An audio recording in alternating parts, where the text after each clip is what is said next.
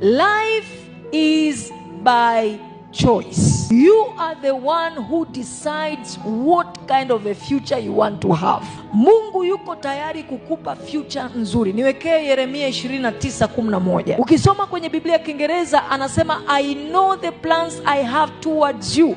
They are good plans. They are plans to give you a good future. Kwa hiyo Mungu ana mpango wa kukupa a good future.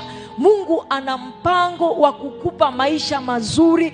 Mungu ana mpango wa kukupeleka kwenye hatima ambayo itamrudishia hata yeye mwenyewe pia utukufu. Lakini sasa Mungu huwa hafanyi kazi peke yake. Ukisoma kile kitabu cha Warumi sura ya 8 na mstari wa 28, nasi twajua ya kuwa katika mambo yote Mungu hufanya nini? Hutenda kazi pamoja. Nataka uone neno pamoja. Biblia inasema katika mambo yote Mungu hutenda kazi pamoja na wote wampendao, katika kuwapatia mema, yaani wale walioitwa kwa kusudi lake. Mungu anataka kukupatia mema, lakini ili akupatie haya mema lazima atende kazi pamoja na wewe. Manake ni kwamba Mungu ana sehemu yake ya kufanya na wewe una sehemu yako ya kufanya.